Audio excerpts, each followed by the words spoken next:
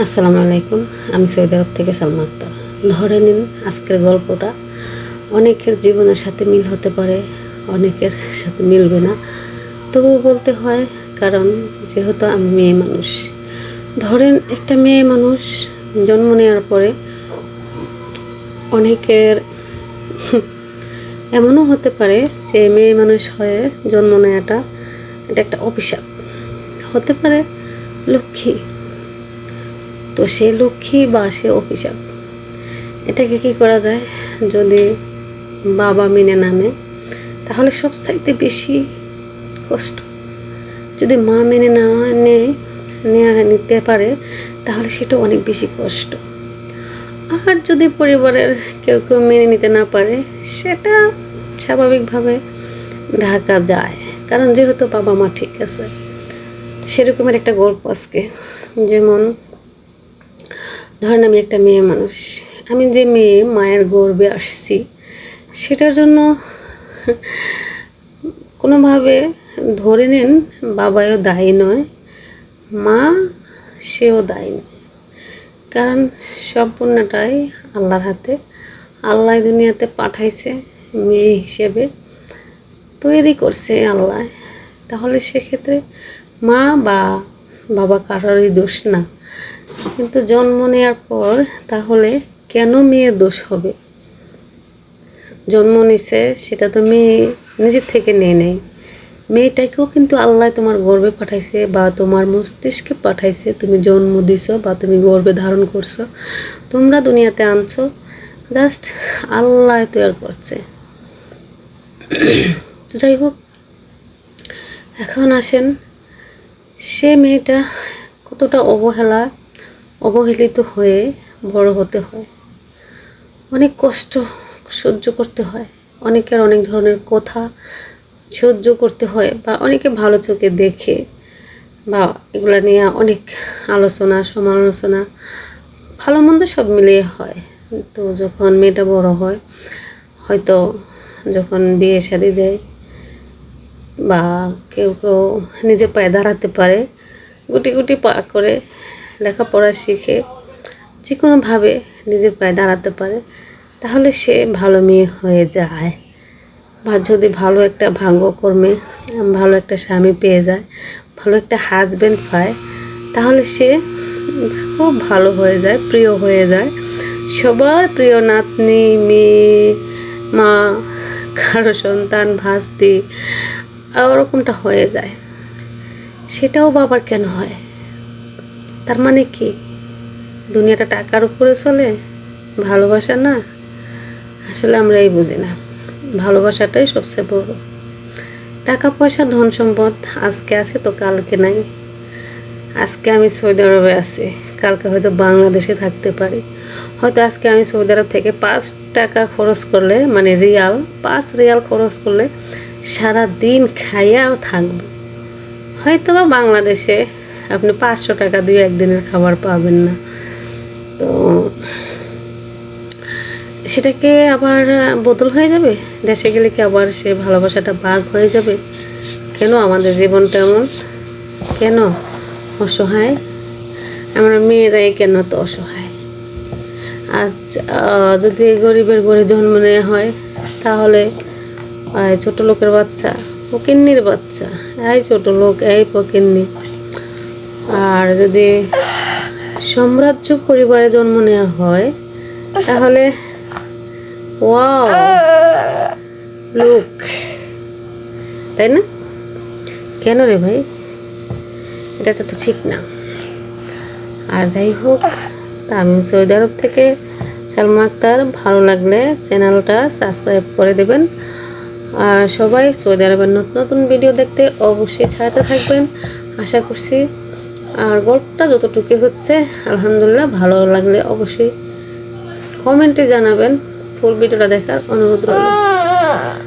আমার এখানে আলহামদুলিল্লাহ 5 জন সন্তান সৌদি আরবে আছে, আর বাংলাদেশে আছে 2 জন।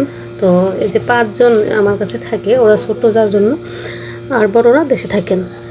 এদেরকে নিয়ে আসলে খুবই মানে আনন্দের সময় কাটাতে হয়। যেমনটা ওরা দেখে আসছে বা সৌদি আরবে জন্ম নিচ্ছে, এখন সৌদি আরবের মানে সৌদি আরবের কালচারে চলতে হয়। তো সৌদি আরবের কালচারে চলতে গেলে অনেক কিছু স্যাক্রিফাইস করা লাগে, যতটাই কষ্ট হোক। কিন্তু ওদের নিয়ে মানে ঘোরাফেরা আলহামদুলিল্লাহ করতে হয়, করা লাগে, করতে হবে। সন্তান মানুষ করতে হলে অবশ্যই সন্তানদেরও একটু ছাড় দিতে হবে, আমাদেরকে একটু স্যাক্রিফাইস করতে হবে। তো যাই হোক, তৃতীয় নাম্বার যে কথাটা সেটা হলো আমার হাজব্যান্ড একটু বয়স্ক।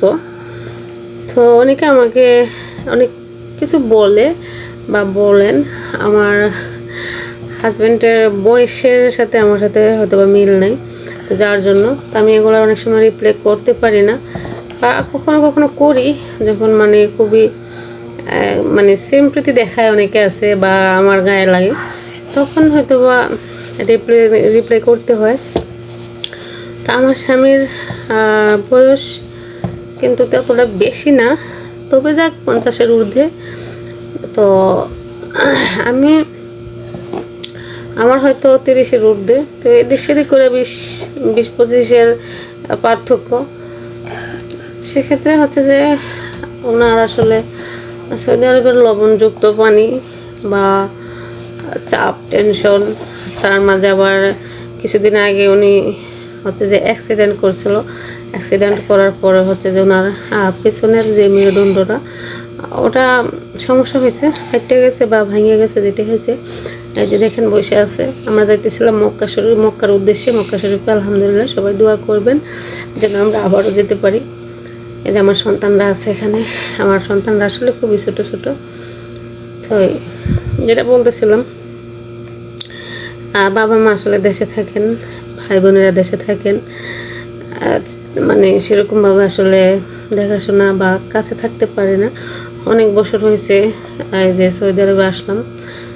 তো ধরে নেন যে আমি আসলে সব মিলে খুব ট্রাফে আছি, যেহেতু 16 বছর হয়ে গেছে আমার সৌদি আরবের বয়স। তো 16 বছরে আমি একবার দেশে গেছি, তাও মাত্র 15 দিন ছিলাম, আসা যাওয়া নিয়ে।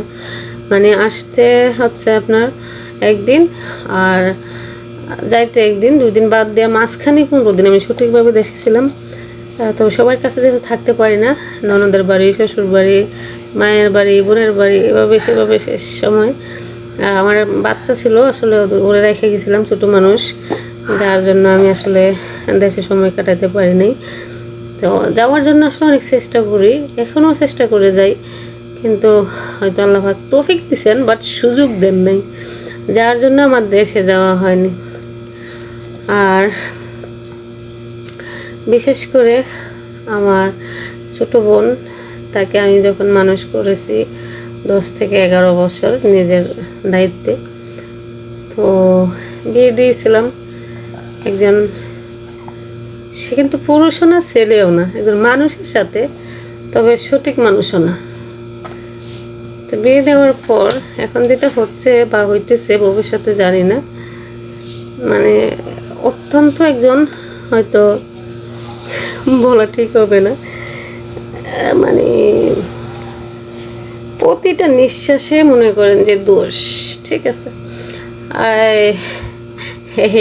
এই ওই। কিন্তু আমরা যারা বিয়ে করি বা করছি, তারাই জানি একমাত্র কার স্বামী কেমন। তা আমার স্বামী আলহামদুলিল্লাহ যথেষ্ট পরিমাণে খুবই ভালো মানুষ, আলহামদুলিল্লাহ। তো যাই হোক, আমরা আসলে যেহেতু নারী বা আমরা বিয়ে দিয়ে দিয়েছি, তাহলে আমাদের অনেক কিছুই মানতে হবে, সহ্য করতে হবে। তো যাক, আমরা আজকের মতো এখানে বিদায় নিচ্ছি। সবাই দোয়া করবেন, আমিও দোয়া করি, অবশ্যই আমার বোনের জন্য দোয়া করবেন। আর ভালো লাগলে অবশ্যই চ্যানেলটি সাবস্ক্রাইব করে দিবেন, ভালোভাবে ইনশাআল্লাহ। আর ভালো লাগলে অবশ্যই কমেন্টে জানাবেন। অসংখ্য ধন্যবাদ জানাই সবাইকে, যারা আমার ভিডিওটা এখন পর্যন্ত দেখছেন, অসংখ্য ধন্যবাদ সবাইকে। আর বিশেষ করে শেষ মুহূর্তের কথাটা হচ্ছে, আমি দোয়া করি আল্লাহ পাক সবাইকে যেন তৌফিক দান করেন মক্কা মদিনাতে আসার জন্য। সবাই আমিন বলবেন, আমিন। আল্লাহ যেন সবাইকে যেন কবুল করে নেন, সবাইকে যেন আল্লাহ কবুল করে নেন। আবারও বলি আলহামদুলিল্লাহ, আমরা চলে আসছি। আপনারাও চলে আসেন। আল্লাহ সবাইকে কবুল করুক। এই যে আমার বাচ্চারা এখানে 5 জন আছে। এই যে দেখেন পিচ্চি বাচ্চারা হচ্ছে সবাইকে ওড়না ধইরা টাইনা টাইনা নিয়ে আসতেছে। এখানে সাবা মা রোয়া, এখানে দৌড়াইতে হয়, দৌড় দিতেছে। তো আমরাও দৌড় দিতেছি আসলে। যাই হোক, তো সবাই ভালো থাকেন। আল্লাহ হাফেজ।